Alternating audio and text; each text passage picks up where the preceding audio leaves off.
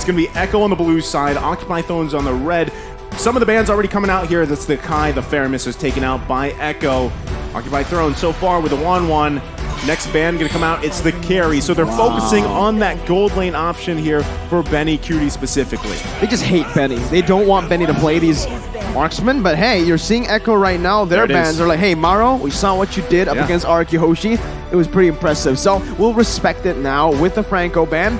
The Akai and the Faramis is also respect, right? Especially the Akai, because we've seen that Leo really likes to play the Akai. He's played it 2 times, I believe, in 2 of their games, so 100%. And he's been playing very well, especially in that retribution department, particularly against Araki Hoshi. He was able to win the vast majority, if not all, of the retribution battles, because even when the Lord or mutual objective was secured by Araki Hoshi, it wasn't on Albert. So it's a very interesting situation, but of course, if they want to go for something more aggressive, having a tank in the jungle can work. A more aggressive tank, though, will be preferable. I feel like this could be an Eve first pick if they want to go that route. We've seen, you know, the performance so far, and pretty much everybody playing Eve, how well it's been. There it is, right? We've seen the Sanji, very good. The outplay potential, and look at that win rate. That was 70% win rate so far for this Eve. Sanji's probably feeling confident, man. I mean, do you remember the last time he played Eve? Yeah. Solo killed Lemon in the mid lane. Why not? Just pick it up again. But from Occupy Thrones, they pick up the Kaja and the Fredrin. Very fast drafts, however. Echo instantly respond to the draft with the Yuzong pick, which is going to be really good because it basically says, hey, Occupy Thrones. Now, you can pick whatever you want in the back line. We'll have 2 members that can constantly dive towards that back line, and one can even kick you back to the team. And keep in mind the wave clear available right here. Yves, Cho, and Yuzong. That's a lot of dominant laning, and that's a lot of lane pressure that Occupy Thrones need to deal with before they can even attempt to go for a pickoff. The final pick will be a Valentina, but given the circumstances here, I'm not sure how well this will do. This is reminiscent of Echo's draft when they played RQ, right? I mean, I know you're nodding over here too. You saw it happening, so I'm wondering if those last 2 picks are something similar here. It would be great if Occupy Thrones can maybe focus on those bans and not let that happen to be the same draft. But already looking at this matchup here as well, between the 2 gold laners, we've got Carry for Benny Cutie, and we've got the Leslie pick here. Now, I feel like, you know, this is, the stats are there, but still, Leslie is a force to be reckoned with if she is allowed to get to the point where she is popping off of that true damage, able to get to the late game here. But one crucial thing is Occupy Thrones need to be able to get there, right? If they can get to the late game and they're rolling, I don't know if they're going to pick the Leslie here, right? But if they want to roll with that, then that is a great option. But like you said, Arashi, Valentina still a highly picked hero, but still we saw the same thing, right? The struggle of Lemon when he was playing against Sanji, trying to get the right ultimates, and then even when he couldn't, Echo did such a good job at holding those ultimates off, right? Staying so far away that it was so difficult to utilize the IMU ultimate for Valentina. And I feel like that is going to be a similar case here for this matchup. On top of that, right, Sanji's also just a very oppressive mid laner. On this heave, constantly just poking, clearing, and rotating. Super fast rotations coming in. And sometimes he even splits with JP. JP goes to one lane, and Sanji rotates to the other. There's no weak side of the map in a lot of Echo games because of that dynamic. And now, we're seeing the last bans come through from both Occupy and Echo. It's the Hayabusa and the Joy. Still respecting towards Carl TZ, but you're already seeing right now a Lapu pick, which basically means that the Fredrin will go to the jungle for Occupy Thrones and for Echo. Now, what do they want to go for? Is it still an assassin that they want to go for Carl TZ? Or now that you mentioned he's a veteran, he's been playing a lot more utility junglers. If he goes for utility, it has benefit here, considering that they have a very significant backline. But exactly, if they want to be a threat for the backline of Occupy Thrones in those later stages of the game as well, they need something that can dive in. Because for now, it does look very solid. So many melee or short-range heroes on the side of Occupy Thrones, and they have to walk through all the crowd control on the side of Echo. It's not looking very promising. Lancelot. Almost. Man, yeah. Nice was just saying to me. Yeah, I was wondering what's going on there. He said Lancelot, but he did not. Yeah, you just. I meant Ling. Yeah. You my misread. bad. My bad. Lancelot. Lancelot. Lancelot. That works Lancelot too. and Herod. Man, all right. So looking at it, honestly, in terms of damage, they've gone it down, right? It's a multi-dimensional draft in that department. They are going to be dealing physical and magical damage. And there's a lot of that. So it's going to be hard for Occupy Thrones to really, build defensively, respecting that kind of damage coming in. Final pick, Beatrix. This is the thing, though. We've seen this before, right? If they give up that real-world manipulation to the Valentina here from Occupy Thrones, hey, we've got the Herod. We'll Zombin force in and fight in the box of death. I think that's pretty much what they're going for here. So it also kind of counterplays around having that ultimate available to you. And on a Beatrix, it's a tough situation when you're dealing with a Yu Zhong, man. You need some protection, but as it stands, there's only 1 or 2 members that can use their crowd control to try and save Gado, but that's going to be a costly expenditure, especially because with a Yve, right, and with a Herod available, you need to lock them down to ensure that your team does not get decimated. Yeah, I mean, these are all great points here. We've seen the lineups for both of these teams. We've got the crowd being hyped up as well. We can hear them behind us, and that is from Occupy Thrones corner, and they're getting ready to go in this second match of the day. Again, crucial match here for Occupy Thrones and Echo ahead of them, but we're going to be jumping into the land of Dawn. Ladies and gentlemen, welcome to match number 2, Echo Philippines and Occupy Thrones. Ooh. Again, I don't know, man. Now that you mentioned it, Arashi, the caster curse, right? The talent prediction curse right now. Yeah, there's been a lot of jinxing the last 2 days, man. So we'll see if Echo can break that curse or if Occupy Thrones just gets that momentum, that buff from the curse. Right, to be fair, on a Ling right here, there's still a lot of crowd control available to just shut him down completely. Divine Judgment, the taunts coming in from Leo, the Terrify coming in from Fury as well. There are options to play around with, but I really feel that there is no, it's a certain case that Gado will have a very difficult time. Maro, though, already forced to flicker early on here. Fury 77 rotates, again, helping his roamer out, but without that flicker early on, there's not much that he loses. Maro's looking for a cheeky steal. He doesn't get it, but he does get level 2. Playing with danger there, but Maro, he's going to stick around. He doesn't have the flicker, but early enough that it shouldn't really be too bad of a situation. Now that first turtle that does come up, you'll probably see Echo make a beeline for it and then force probably Occupy Thrones to try to contest that, or they just give it away and stay a little bit safer, right? Early game, try not to let that snowball get out of hand here from Echo, which we've seen them do before, and just allow yourself to build up here for Occupy Thrones. Look at the focus on the bottom side, though. They're going to be looking here for Benny Cutie, looking for a moment. Leo's going to go down. Yeah, he tries his best to just look for just a CC there, but again, it's not really going to hit for now. Benny's actually going to be able to win out in that trade against Gado, too. So that rotation towards the bottom lane, not really achieving anything at all. It's actually going to be Echo who utilizes that and punishes Occupy Thrones for revealing themselves in the bottom lane without getting anything. And Echo are controlling the turtle side now with the turtle spawning. Occupy Thrones, I mean, it's not a bad move to try and go for the other side of the map, because let's be real, in the early game, trying to contest Echo with all this crowd control, all these AoE abilities, it's gonna be a bit foolish of an attempt unless they can get some crazy pick-off. So they go for the play on the gold lane. As you said, Mirko, it's unfortunate they were unable to get anything, not even the turret gold. So for Echo, that's a small victory, one of many, most likely for this game. And I think now it's level 4, ultimates are being used to actually engage fights. Maro's going to be caught, has the flicker, gets out again, and someone else used the flicker here. It's Gado in the gold lane. Yeah, I was just wondering, about this matchup here in the gold lane specifically. Gado, they have the news, right? There's no flicker available here. Gado's got to be careful. That's why we see Maro making his way too. But he should be careful. Uh-oh, walks up, gets knocked up, and that's first blood over to Benny QT. He had the information, right? You called it as well, Mirko. Flicker was down. They played around that, and now They also gave that kill to Benny Cutie, right? He's running that Herathon gold lane, has the mystery shop here. So the scaling there is going to be in his favor. It's going to make it really hard for Gato. Way the Dragon and Divine Judgment locking Carl TZ down, and it's Maru who picks up a kill. But look who's here, all the way from the XP lane. Sanford with the Petrify, getting Leo petrified as well to pick up a double kill as Hulk rotates over to the mid lane with a Raven Fire. He's angry. Sanji's going to be caught. Stunned up. Hulk picks up a kill and trades it back. But somewhere, it's still Echo who has the better trade. Hulk smash. Hulk smash coming in. That's a lot of damage that they can't ignore. And at least until later on, when they have some more items to deal with, this is what that Lapu Lapu can do. The Yuzong is a dangerous threat to the backline, but so is the Lapu Lapu. And in a way, a lot more dynamic as well.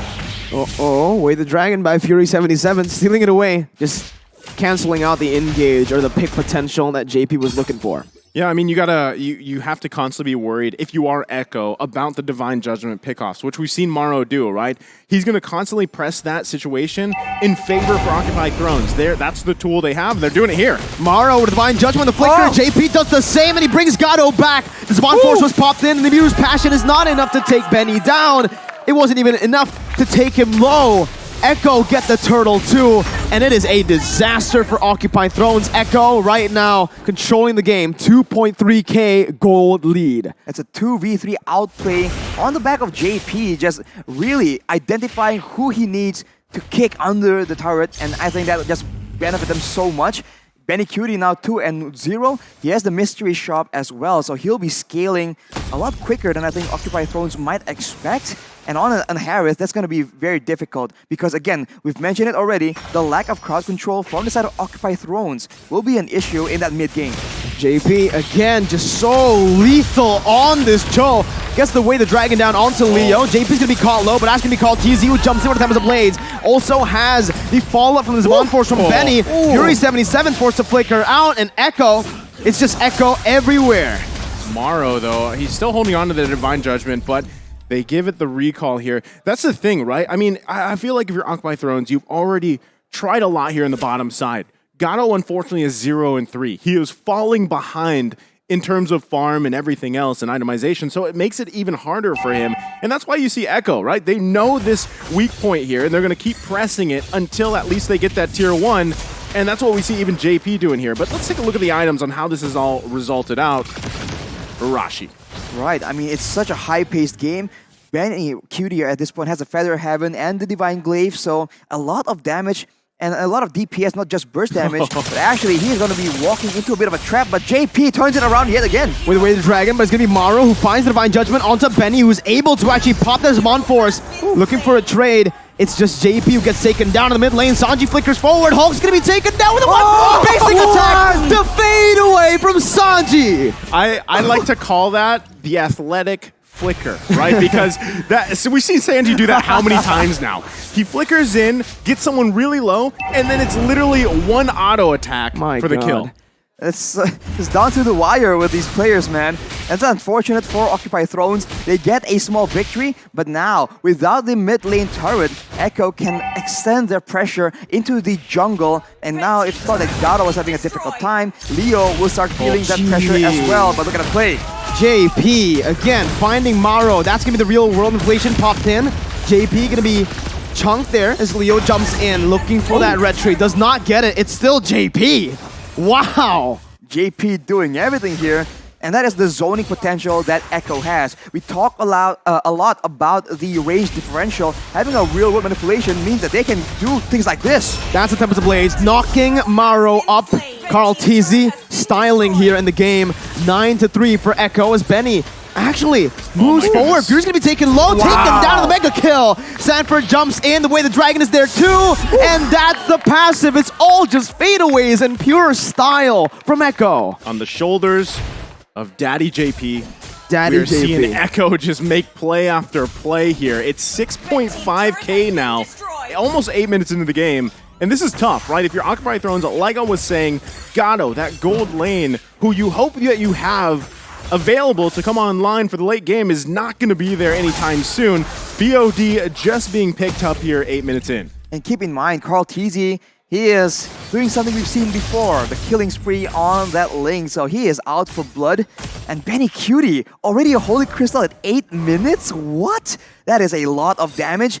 And as we mentioned already, Gado will not be having a good time at all. So much damage, so much range from Sanji, but also all the dive coming in from the rest of the 4 players from Echo Philippines. Right now, focus on the top side. They're going to get that tier 2. All in the meantime, waiting 30 seconds for that next Lord to come up here. Again, at this point, this is a massive lead for Echo Philippines. Occupy Throne's going to be forced to find any pick they could potentially get here. But now you're going to see even the pressure for that purple buff. If it comes up, Conceal Play going to come out. Nothing committed just yet. But Occupy Throne's trying to turtle up here on the tier 2.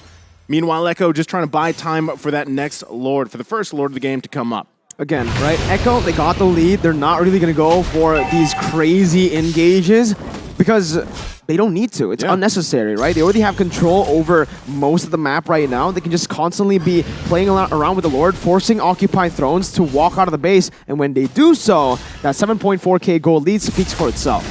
And you can still abuse the fact that Carl Tizzy is just so mobile. He is still getting resources right now, but JP turns it around. Where the Dragon, but Divine Judgment comes in. That's going to be JP taken down, but the backline's going to be targeted down by Sanford and Benny QT with his Amon Force. 1-for-1, Roamer for gold. It's Echo who takes the better trade once again. Leo going to be able to taunt Sanji up. Maro's going to be taken low. Carl TZ jumping in. Ooh. Maro flickering out of the real world equation. The Appraiser's Wrath was so close to getting Sanji, but he's still here. He calculated that one. Flickers out to safety. Occupy Thrones have lost their jungler. Echo is on a mission right now, and they understand that Gado is part of their win condition.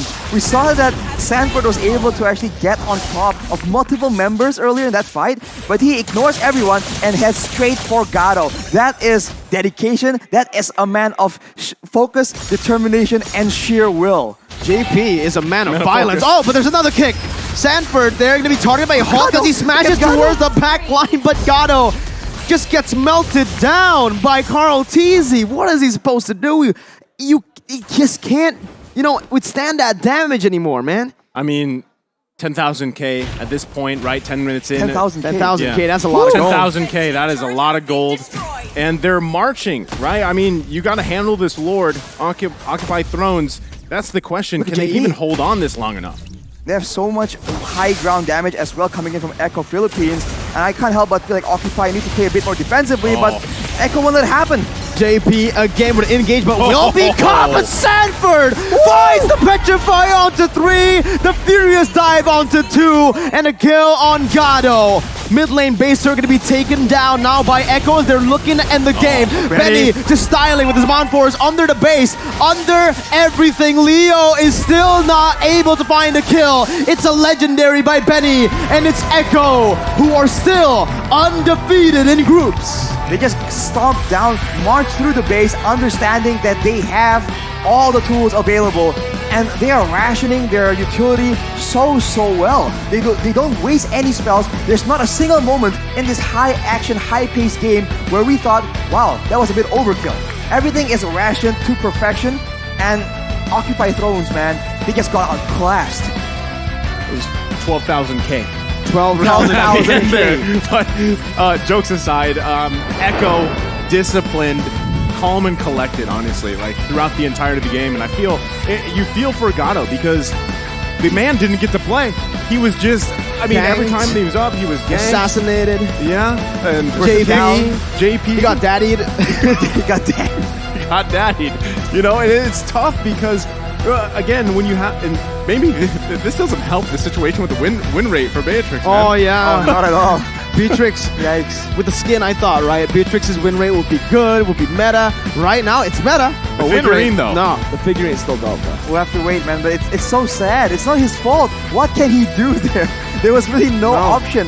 Even if he went for a defensive item, there's multiple sources, right? Exactly. There's magical, there's physical, some are assassins. The mage, the reward inflation from far away as well. There's just no option at all for him to play that game. That's why it's tough when you're against a team like Echo. And there's other teams that do this too, right? You focus like 2-3 bands on the marksman, and then they go with like Lunox Gold, Harith Gold.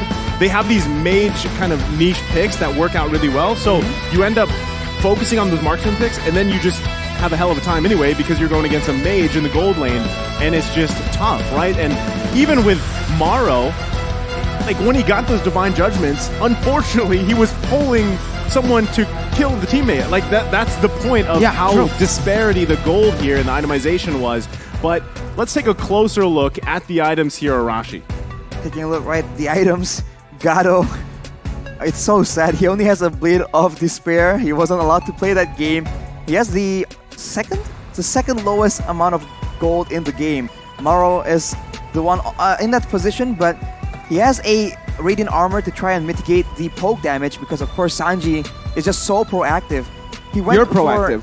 Hey, thanks, man. I mean, I tried my best, but Sanji was trying even harder. He has the Enchanted Talisman, he has all the cooldowns, and he went for the Ice Queen wands first. Usually, when you see multiple fighters, you want to go for a glowing one early on, just to ensure that the max HP, the beefier HP bars, can be abused by the percentage HP damage. But he went for the Ice Queen's wand, knowing that he doesn't need to be the primary damage dealer. Everyone else on his team is geared for damage. Yuzong, Ling, as well as the Harith. Even JP. There's so much damage already. Violence. So he was playing almost pure utility all the way until the late game. I mean, it was a game for the entire squad here of Echo. But, I mean, Mirko pointed it out, right? They didn't really have to do anything flashy. It was just kind of the fundamentals, and things just fell into place for them, and they continued on. And they never gave Occupy Thrones really an opportunity to come back. I mean, there was moments here for Occupy Thrones, especially like with Hulk, with that Lapu Lapu. But still, I gotta say, you know, the Valentina, a lot of teams are like, man, maybe it's like the glue, right? Let's force pick the Valentina. And then more often than not so far, it's been very difficult to actually execute in game and find those ultimates that you want here. In this game, the Valentina, I mean, it was a good pick, the Valentina. There's a lot of good ultimates to take, right? I mean, the Black Dragon form, the way the dragon that was used many times to actually just get a pick, and obviously the real world inflation. Thing is, they were just way too behind, and they were picked off everywhere, not just the mid lane. Fury 77 was doing all right in mid lane. He didn't really get solo killed there, but here, you could just see, man, everything. Sanji with the carry, Forgotten One, Carl TZ as the rich guy, but the damage dealt, the damage to turrets, man, it was just fully controlled objectively by Echo. 0 damage to turret, despite the fact that early on at least, Occupy Thrones were the one proactively rotating. As you mentioned, it all began in that early game, and Echo has just such solid fundamentals, and they were able to position so well and avoid the bulk of that aggression. And Occupy Thrones were the ones paying the price. And, you know, we're going to be taking a look here at the MVP of the game, but I would be surprised if it's not Sanji here. Benny? Another amazing game. Should be Sanji. See. Could be Benny Cutie, but it's going to be All neither. right. It's going to be Sanford, the Yuzong. The man with a mission. Oh, man. You know, those petrifies, every time it comes out of nowhere, right? That last one. The last one, even the first one, remember? Yeah. In the mid lane, it was like, oh, Occupy got the dub in this trade. Nope, a dragon comes out of nowhere, and it's Sanford. He's 16 years old, right? Yeah. This is why, wow. like people say, the San duo is real, man. You know, like Sanford, Sanji, they both. And even that rotation, that was like, you couldn't have timed it better, right? That's just how good Echo is at rotating around the map. Not just Sanford, but again, the performance that he had on this Yuzong speaks for itself. An amazing game here for the MVP of match number 2. We'll get to see more about it in the highlights too in just a moment here, but Arashi, what sticks out to you the most, I mean, with Sanford's MVP performance? I think it's just the fact that he understood the assignment, right? I say this a lot with a lot of these top tier players because it is common, but Sanford, during the course of the whole game, it really seems like he really knows what he wants to do. Temptations, possibilities were still flashing before his eyes. Maybe he can go for something more aggressive, but he knows that, as you mentioned, he doesn't have to do anything too flashy, right? He does the bare minimum, he does the fundamentals, and that alone is just so impressive because he was able to do the right things at the right time. Unfortunately here, Sanji does fall, but he was exerting pressure. He was matching Hulk in the side lane, and he's able to constantly just deny the backline from having any impact at all in these fights. Look here, above 4 people. He could have gone for the combo, but no, he just goes straight for Gato, knowing that is exactly what he hates Gato. Everyone on Echo hates Gato. Look at that, Call TZ too. He took it personally, man. This is the. This one was. This is the one. This was nasty. This was. Boom. Oh man. That's what XP laners live for. Yeah. Moments like that. You see it too on Benedetta, right? I mean, yes, very similar situation here. But again, congratulations to Zanford for getting the game MVP in a very, again, dominant game. Very similar to what we've seen from them so far. I mean, I think they play one more time later today. Echo does. RSGSG.